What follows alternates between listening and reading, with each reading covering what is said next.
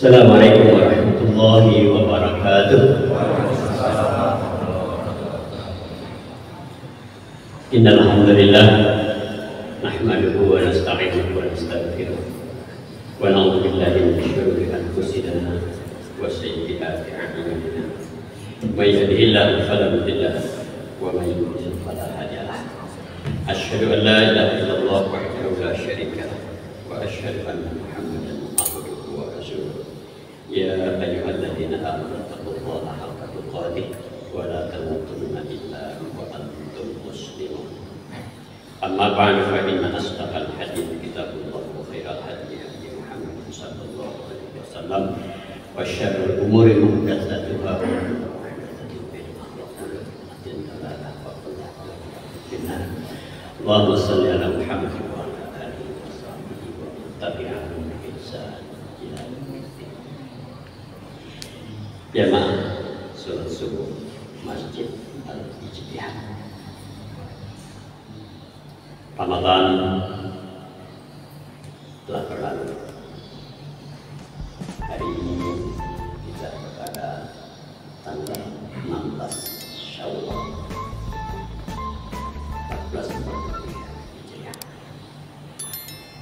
Kita tutup seluruh rangkaian peribadatan yang ada pada bulan Ramadan, baik fitrah, zakat fitrah, dan sholat Idul Fitri. Mesti untuk pelaksanaan Idul Fitri saat ini kemarin ditandai dengan hujan, ya, sedikitnya dan rahmatnya. Kemudian setelah itu kita saling berkunjung, bersilaturahmi, saling mendoakan taqabbalallah minna wa minkum wa ja'alana minal a'idina wal faizin. Semoga Allah menerima amal ibadah kita dan kita kembali dalam keadaan suci dan termasuk orang-orang yang mendapatkan kemenangan. Al-Faizin. Mudah-mudahan bukan harinya yang menang, tetapi kitanya yang menang. Kita merayakan hari kemenangan, yang menang harinya bukan kita. Sebab tantangan, godaan sesudah Ramadan itu jauh lebih berat. Sebab kalau pada bulan Ramadan, ujar Allah dan berisan Rasulnya dalam hadis qudsi, Futihat abwaabun nar, Futihat abwaabul jannah, pintu-pintu surga itu dibuka, pintu neraka ditutup. Setan dipasung. Sekarang setan itu sudah berkeliaran, dia sudah tidak diikat, tidak dipasung lagi. Ibarat binatang ternak yang dikurung selama 1 bulan penuh, tidak dikasih makan, nggak ayam atau bebek. Maka begitu dibuka pintunya, dia akan ganas keluar menjadi makan, jadi mangsa.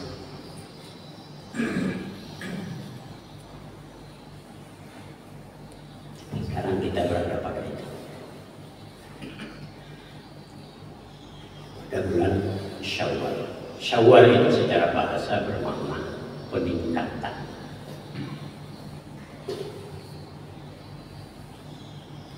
diharapkan amal ibadah kita lebih meningkat. Nggak usahlah dibanding Ramadannya berat atau bahkan hampir mustahil. Ibadah kita di bulan Syawal ini, di bulan Dzulqa'dah, di bulan Dzulhijjah, Muharram, Safar, mau dibandingkan dengan Ramadan? Kita turunkan sedikit ukurannya. Meningkat nggak amal ibadah kita di bulan Syawal ini dibanding bulan Sya'bannya, dibanding bulan Rajabnya, dibanding bulan Jumadil Akhir, dibanding bulan Jumadil Ula yang baru saja kita lewati beberapa bulan yang lalu. Bandingkan dengan itu saja, sebab mustahil, berat sekali. Manakala ibadah kita, tarawih sholat malam kita bulan Ramadan, tiap malam kita lakukan berjamaah pula. Jangankan yang wajib, yang sunat saja kita bersemangat melakukan secara berjamaah di masjid.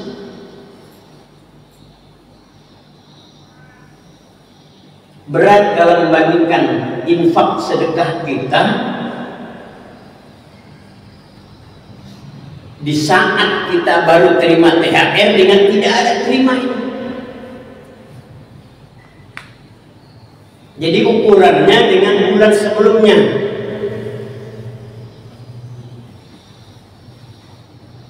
Meningkat tidak? Sebab kalau meningkat, menang orang itu. Oke lah, nggak usah kita bahas itu. Bukan itu yang ingin saya sampaikan. Judul ceramah saya adalah tentang pemaaf. Insya Allah sampai syuruk yang 6 ya. Kalau ada yang punya hajat keperluan silakan, nggak apa-apa, saya mau meninggalkan ruangannya. Jemaah sekalian, ending atau sasaran akhir diwajibkannya berpuasa oleh Allah itu adalah la'allakum tattaqun. Dengan berpuasa itu mudah-mudahan, pernah saya sampaikan kata Imam Suyuti, manakala ada kata la'allah, mudah-mudahan, itu berupa pengharapan litarajih.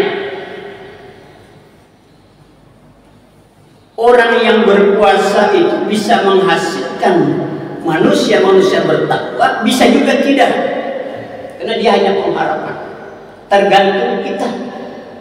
Makanya ujar Nabi, banyak orang berpuasa, dia tidak mendapatkan apa-apa dari puasanya, dia hanya mendapatkan lapar dan dahaga. Kam min sha'imin laisa lahu min siyamihi illa al-ju' wal 'atash. Belum tentu semua jadi pemenang itu. Kalau kemenangan al-faizin pada hari raya itu diukur dengan baju baru, semua orang menjadi pemenang. Kalau kemenangan kita di hari raya itu diukur dengan seberapa pintu rumah kita bersilaturahim, pemenang semua itu. Dan semua rumah pada hari itu terbuka lebar. Tamu itu kita kenal atau tidak kita kenal, kita suguhi, kita persilakan, kita jamu sebaik-baiknya.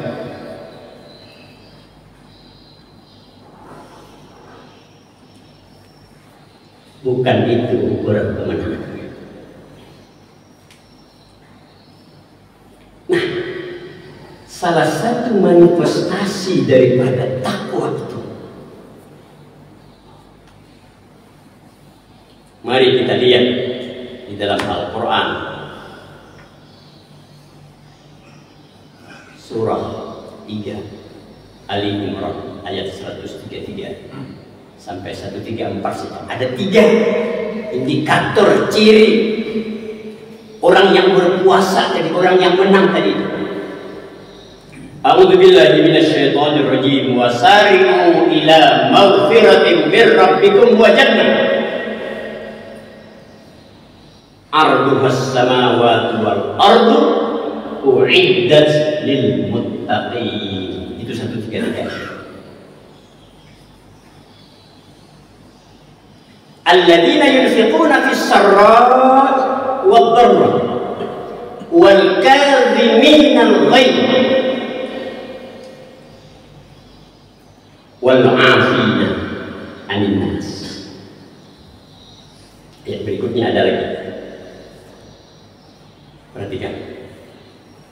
Dan bersegera, wasari'u, segera, cepat-cepat, jangan tunda, sari'. Kemana Allah menyuruh kita bersegera? Tidak boleh ditunda-tunda lagi. Tidak boleh minta waktu, minta tempo, tidak boleh. Menuju ampunan Tuhan.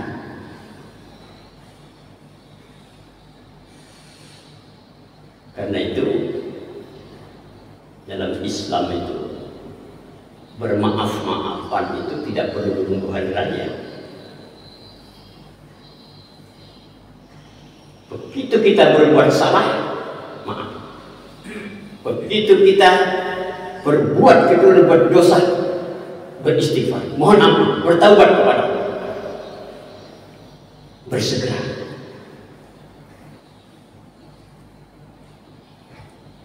Dalam sebuah hadis itu dikatakan ada 3 yang tidak boleh ditunda. Nasihat Nabi kepada Ali, salatun ya Ali la tuakhir. Ada 3 hai Ali yang tidak boleh kau tunda, tidak boleh di pending, tunggu nanti.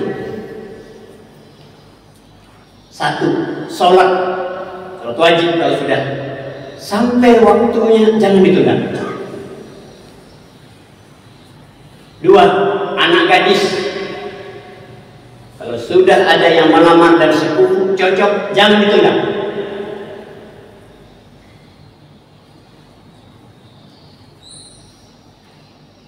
Salah satu orang menunda itu seperti contohnya terlalu tinggi naiknya, itu termasuk menunda, itu mempersulit.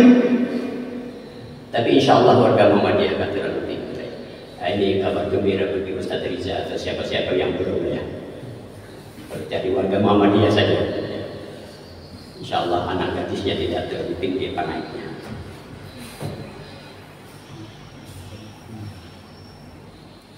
Yang ketiga, jenazah jangan. Kalau sudah positif diperiksa oleh kesehatan, positif meninggal, tunggu 2 jam, siapa tahu mati suri, laksanakan. Gak perlu lagi menunggu saudaranya dari PDK, dari Pindra, Sidra, Wajo, kelamaan, apalagi sekarang pesawat susah. Cuma Citylink saya dengar ya. Bandara Tarakan internasional yang begitu besar itu cuma Citylink yang masuk. Biasa.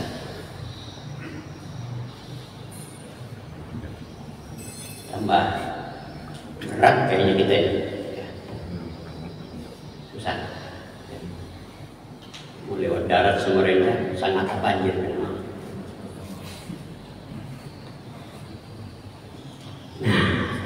Dalam hadis lain ada lagi yang tidak boleh ditunda,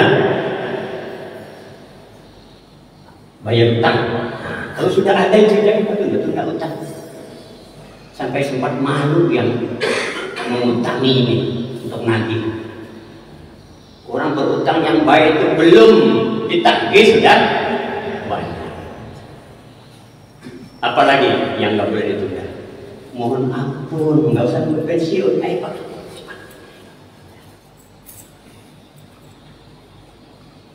Berbuat baik tidak boleh ditunda.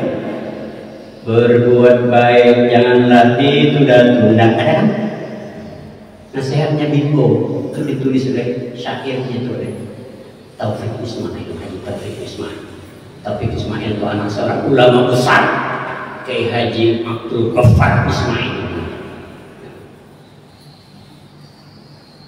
Kita mendengar pidatonya, kemudian beliau membawakan tafsir untuk memikat bapaknya itu kan. Haji Gofar, bapaknya Taufik Ismail, ya. Itu dokter hewan, tapi dia dikenal sebagai seorang penyair tawakal, maestronya penyair itu.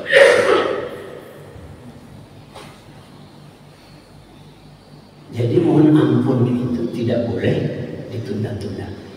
Wasari'u, bersegera menuju ampunan Tuhanmu.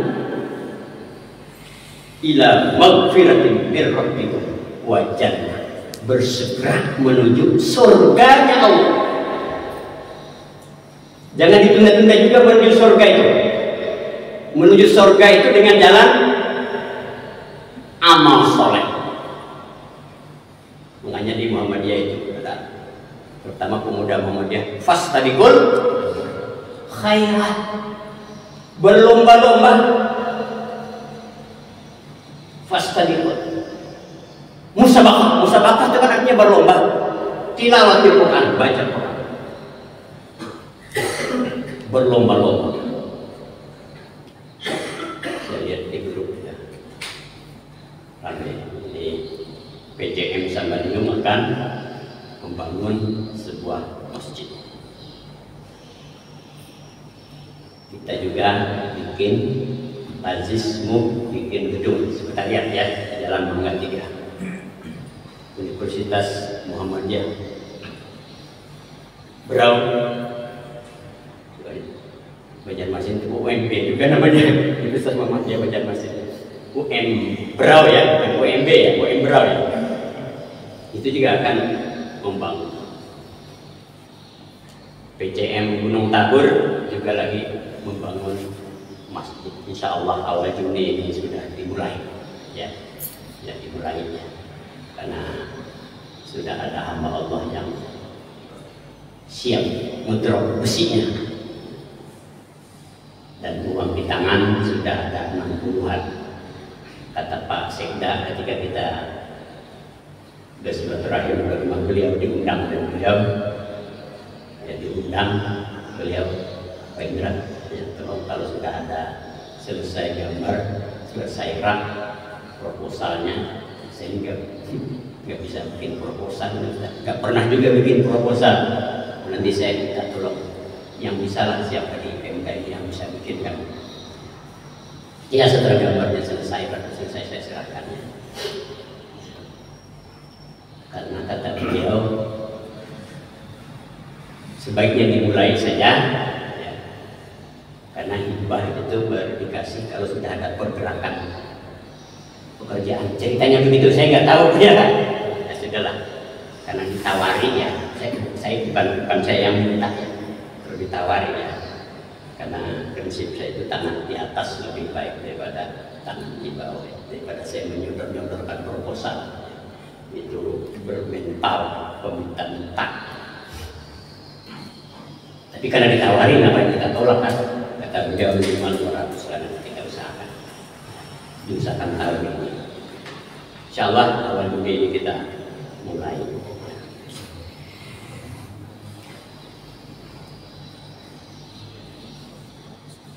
MBS juga begitu, ya. Bahkan warga kita ini sedikit, masa ini begini, nggak apa-apa berlomba-lomba. Saya yakin kan teman-teman di Gunung Tabur ini ada ketua Masjid Datang Indonesia. Saya yakin kan, nggak usah kita risau, meskipun RAB-nya 1,4. Ukuran dalamnya 15 kali 15, 1,4, 1.435.000.000. Jangan khawatir, nggak sampai 4 tahun itu selesai. Kenapa? Ini kan masjid. Masjid itu rumah Allah, tempat orang menyembah Allah. Allah itu kaya. Bukan lagi kaya, maha kaya, Ghani. Masa sih Allah tega rumahnya terbengkalai beberapa tahun tidak selesai-selesai? Masa Allah tidak malu rumahnya tidak selesai-selesai?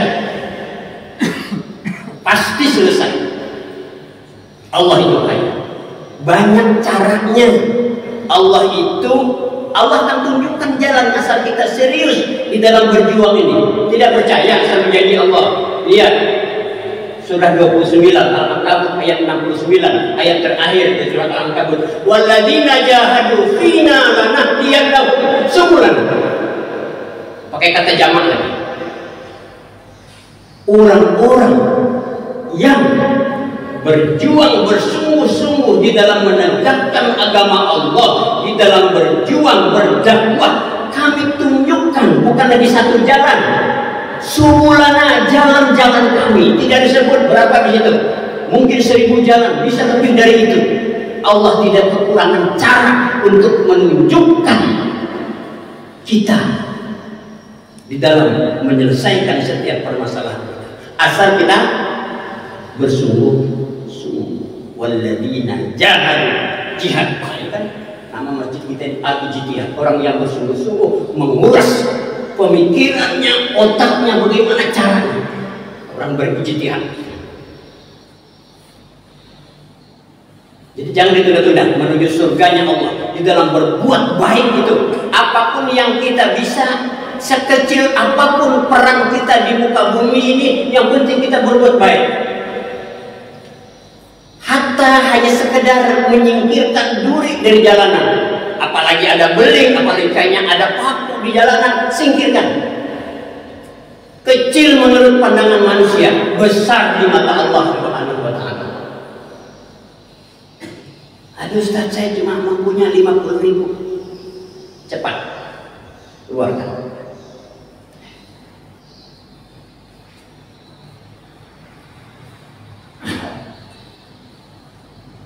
Oleh Allah, surga itu digambarkan luas sekali, seluas langit dan bumi.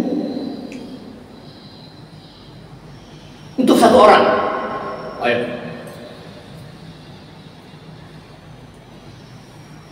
Arduhas samawati. Untuk siapa juga surga yang seluas langit dan bumi itu hanya lil muttaqin.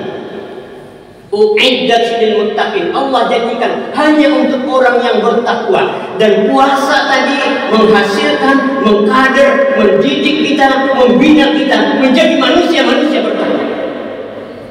Artinya orang yang berpuasa jadi diterima, terbuka lebar, futihat abwaabul jannah, terbuka lebar jalan dia menuju surga itu.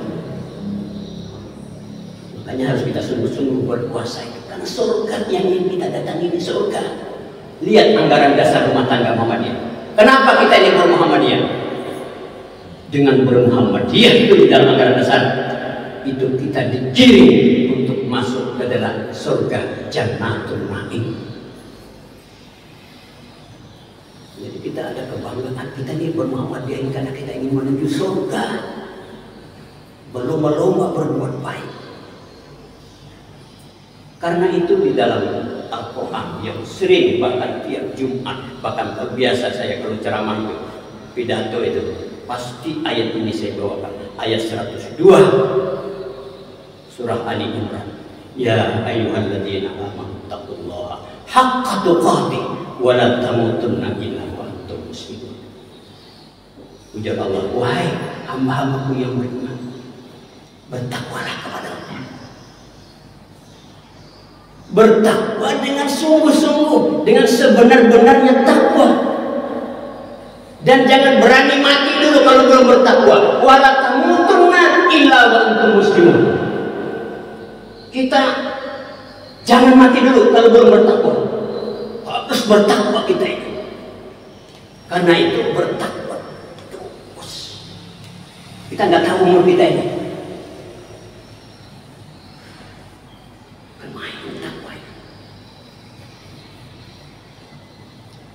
Siapa?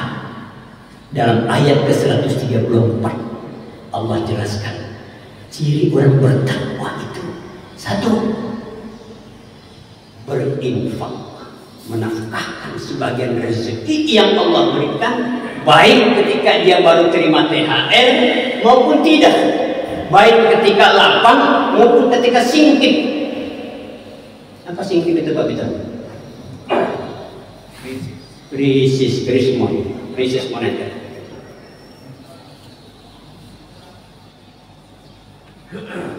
Kalau lagi pas baru panen Pak Haji ya, agak gampang berimpak. Beliau punya sarang burung, kita doakan mudah-mudahan ya. Beliau impak, beliau rajin juga ke tanwin ya. Kalau jadi kan kita juga saling mendoakan.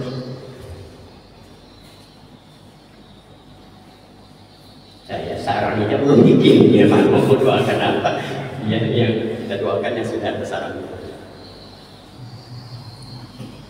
Ya berinfak. Saya di mana-mana. Dan ciri orang Muhammadiyah itu suka berinfak. Makanya setiap pengajian itu harus ada kita berinfak. Pengajian kita kan seminggu sekali, harus ada biaya. Nah, tahu dalam hadis Nabi itu ada. Setiap pagi ujar Nabi, saya mengutus 2 orang malaikat. Satu, mereka itu mendoakan, ya Allah, berikan ganti yang baik, lebih baik kepada orang yang berinfak. Setiap subuh kita ini bawa uang dari rumah, memang siapkan, memang masukkan ke kotak amal yang ada di depan pintu. Ya. Karena kita kan nggak ada lagi kan kotak amal yang bergeser-geser itu ya. Baik di Ijtihad, di An-Nur, di At-Tanwir, nggak ada lagi kotaknya. Karena itu cenderung, mohon maaf, di takmir yang masih apa namanya, kotak amal yang masih bergeser ya. Pak Bayu, mohon maaf Pak Dokter Haji Bayu ya. Karena beliau kan kotak ketua Masjid Al-Madinah. Kalau di masjid lain kan Al-Madinah masih. Tapi itu cenderung kadang-kadang mengganggu kita lagi sholat sunat atau segala macam. Tapi itu cara orang terserah ya. Cuma di kita cukup kita himbau saja, masukkan di tiap-tiap pintu itu disiapkan. Ya tanwir itu nggak kurang itu 3 kotak amal, 4 ya, 4 ya. Tapi peruntukan juga beda-beda ya.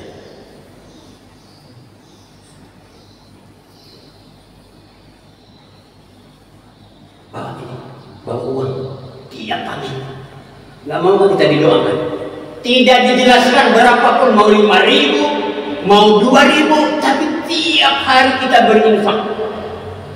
Kalau lihat hadisnya itu, wah, memang disuruh tiap hari kita ini bersedekah itu. Bahkan tulang-tulang kita, setiap persendian kita ini diwajibkan bersedekah setiap hari. Bukhari Muslim itu.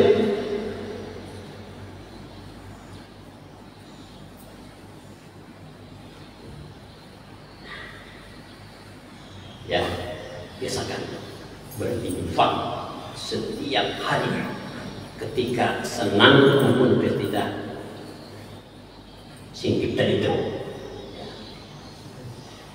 Apalagi cirinya, ini harus ini kita lanjutkan ini. Jadi kotak amal Ramadan kemarin berapa tarawihnya? Yang tarawih aja 40-an. Tanwir berapa Pak?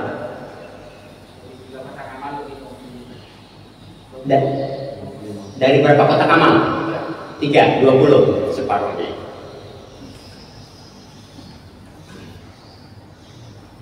Usahakan jangan terlalu jauh lah dari itu bulan ini ya.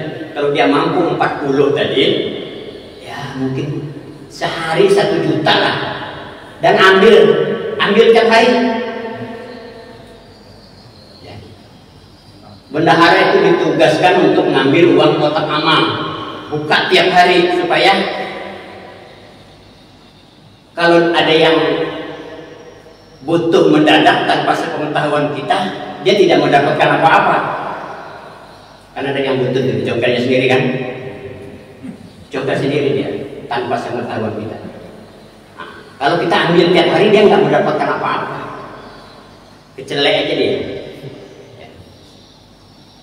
Karena itu saya bilang sama Pak, saya kadang-kadang ada masjid kotak amalnya besar, kasih rantai atau rantai jukung itu, rantai apa, bertinting itu.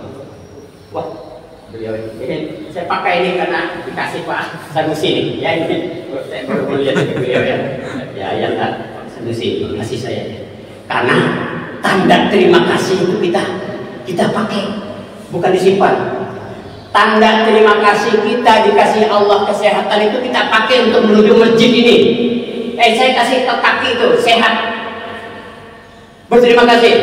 Dipakai kaki ini tadi kita pakai untuk melangkahkan kaki ke masjid dan tempat-tempat yang baik. Jadi kalau disimpan jadi pakai aja rumah di kaki ini di rumah aja, sholat di rumah kita. Nah itu tidak mensyukuri kaki yang dikasih Allah dan bermanfaat. Ada orang dikasih Allah kaki tapi tidak fungsi maksimal karena dia duduk di kursi roda. Ada kakinya tapi tidak berfungsi maksimal.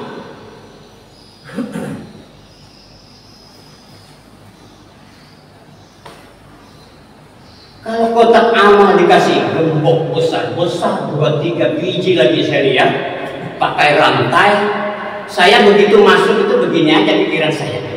Oh masjid ini nggak aman berarti. Kesan saya nggak aman.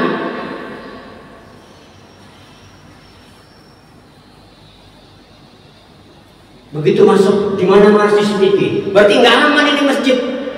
Saya bilang bikin aman, orang itu rasa aman, tidak merasa dimintai terus. Gimana caranya?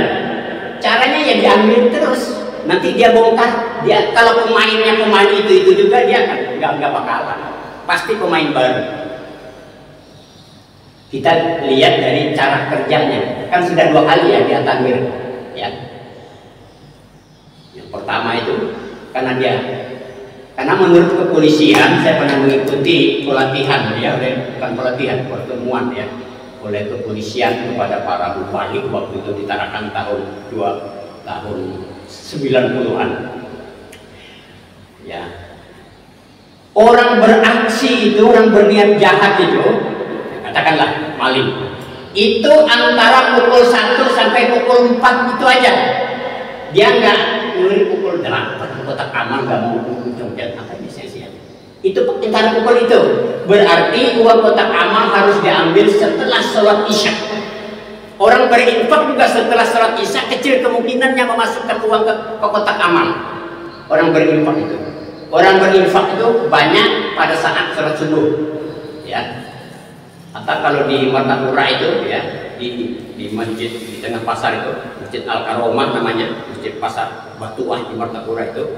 Nah, itu Zuhur Asar itu, karena di situ pedagang, masjidnya itu di tengah-tengah pasar, ya. Jadi banyak isinya kotak amal.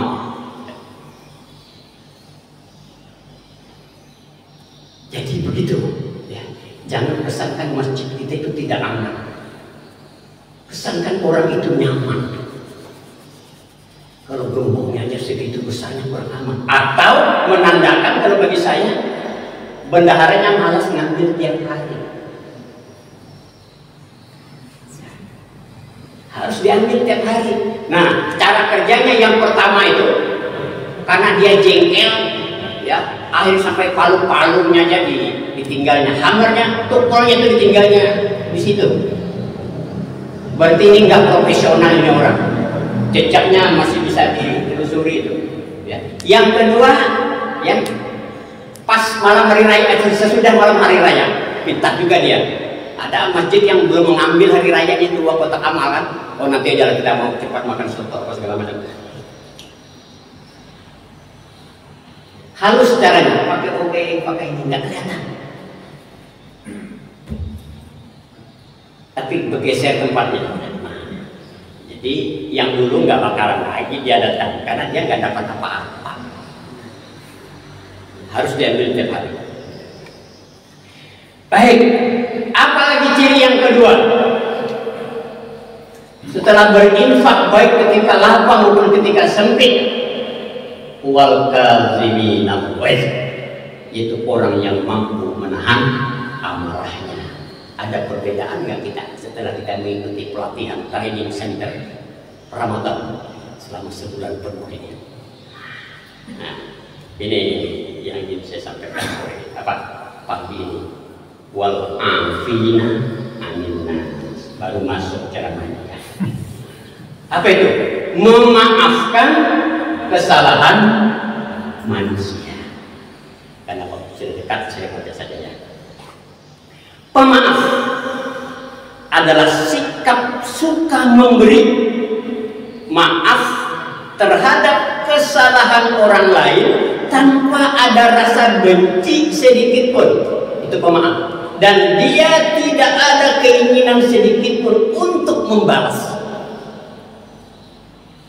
Jadi seseorang itu disebut pemaaf manakala dia suka memberikan maaf terhadap kesalahan orang lain dan tidak ada rasa benci sedikit pun, dan dia tidak ada keinginan sedikit pun untuk membalas kesalahan orang lain.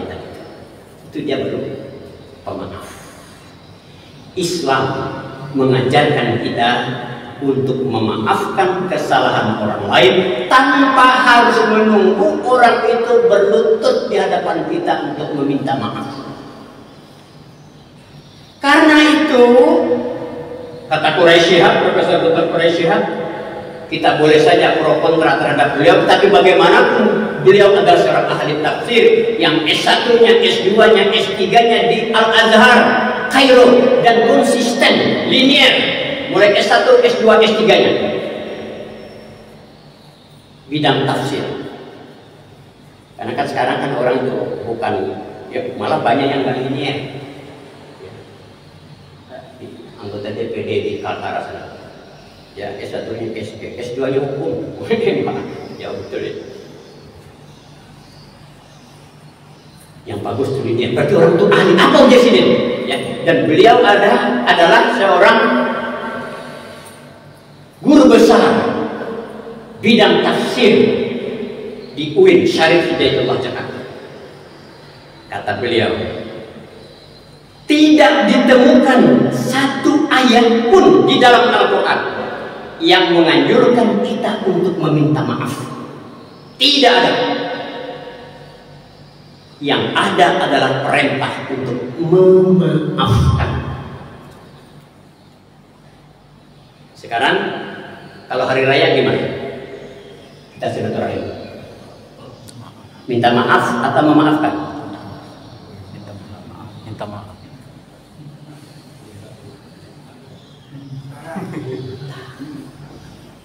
Dikasih enggak? Dikasih maaf enggak? Belum tentu. Bisa saja mulutnya, roman mukanya memaafkan kita, tapi hatinya masih gedumel atau gundel. Apa ya itu ya? Bisa saja. Sekarang mari kita lihat dalil-dalil dalam Al-Quran. Pada ayat ke-13 surat Al-Maidah, surat 5, apa ujar Allah? Fa'fu anhum wasfah innallaha yuhibbul muhsinin. Maafkanlah mereka.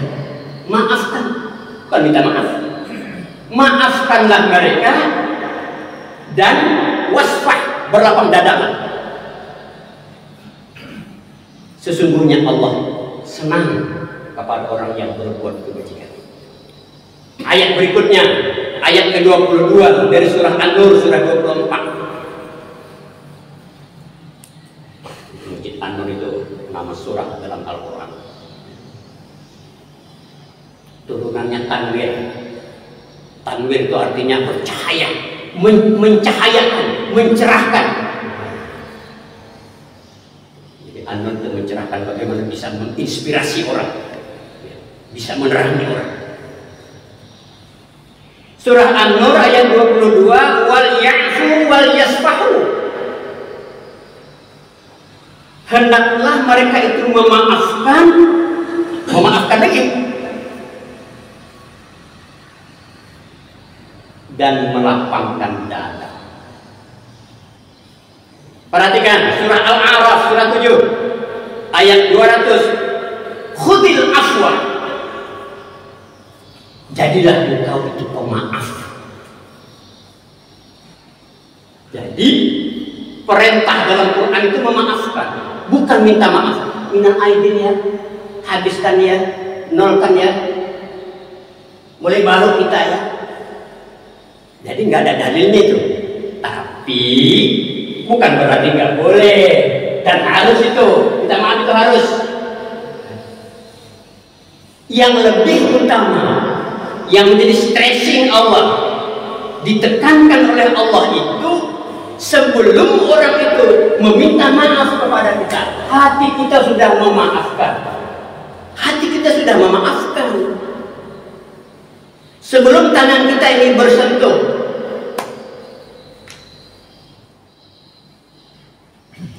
kita sudah maafkan. Maaf itu dari sini. Ya. Sekarang dalam buku kuliah akhlaknya Buya Yunahar Ilyas, Profesor Doktor, ya, salah seorang ketua pimpinan pusat Muhammadiyah, almarhum. Memaafkan saja tidak cukup, harus diikuti dengan berlapang dada, sesuai dengan ayat wal yasfah. As-safhu di dalam ayat ini atau berlapang dada di dalam ayat ini untuk memudahkan kita memahami pengertian as-safhu, karena itu berjabat tangan dalam bahasa Arab. Mohon dikoreksi Ustaz Iza kalau saya salah.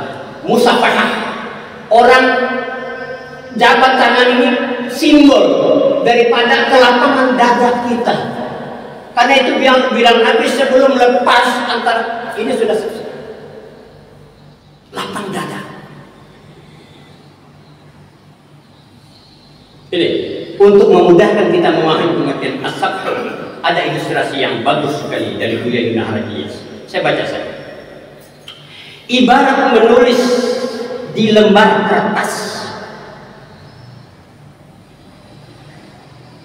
Jika terjadi kesalahan di dalam menulis di dalam selembar kertas ini, maka akan dihapus dengan penghapus setik. Ya, di banyak setik namanya itu. Ini apa namanya? Penghapus itu apa? Kalau satu ijazah namanya kiranya mimsahatun, harus pantun. Tip X. Tip X. Tip X. Tip X sekarang ini. Dulu ada, kalau zaman dulu kan kalau pensil ya. Kalau dulu itu SD itu nggak boleh pakai pulpen, pensil aja. Kalau ada, pakai setik. Oh nggak ada, kita cari karet. Dalam karet kita bisa itu, ya. Nggak ada juga, terakhir sudah nih. Terakhir sudah itu. Oh ini kami alami ini, tanya seperti Mas Rani.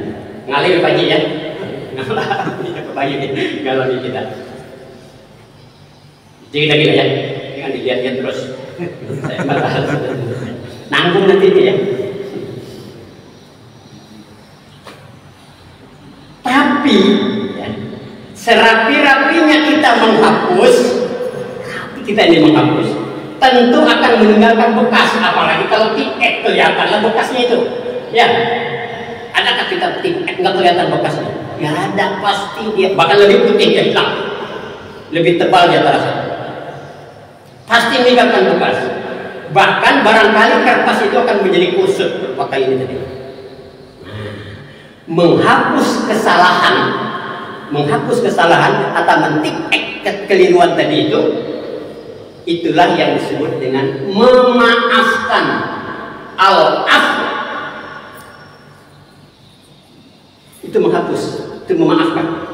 Sedangkan berlapang dada, as-safhu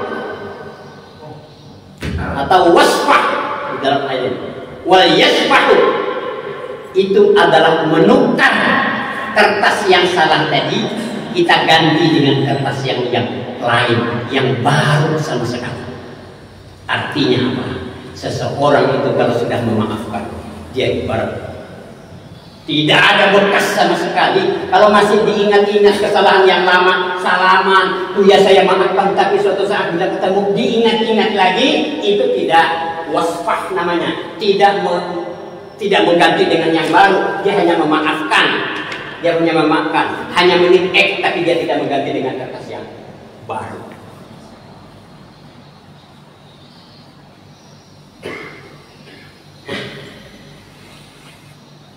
Terakhir, lawan dari pemaaf itu pendendam.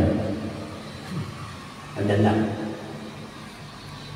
Orang yang dendam atau si pendendam itu menahan rasa permusuhan di dalam hati dan dia menunggu kesempatan untuk membalas.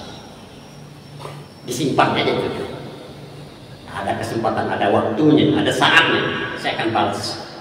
Seorang yang pendendam tidak akan mau memaafkan kesalahan orang lain, sekalipun orang tersebut meminta maaf kepadanya. Bagi dia tidak ada maaf sebelum dia mendapatkan kesempatan membalas sakit hatinya. Dan dia bersedia menunggu dalam waktu yang lama. Kan ada ceritanya itu, satu suku di Indonesia ini, 7 turunan akan dibalasnya, diingatnya terus. Ya ada. Ini kejadian puluhan tahun yang lalu ini, tapi sekarang baru ada kesempatan untuk membalas. Tokoh politik juga ada, masih ada orangnya, berdendam betul. Kok pada senyum, kenal ya? Ada.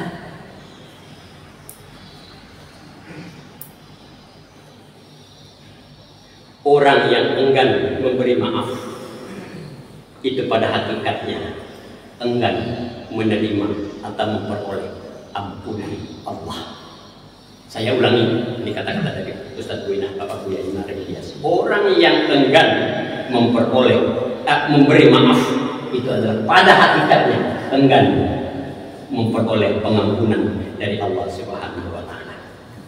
Allah Subhanahu wa Ta'ala yang Maha Kuasa, yang Maha segala-galanya, berjanji akan memberi maaf dan ampunan kepada setiap orang yang memohon ampun kepadanya. Bahkan salah satu asma Allah, nama Allah di antara yang 99 itu Al-Afu, Maha memaafkan.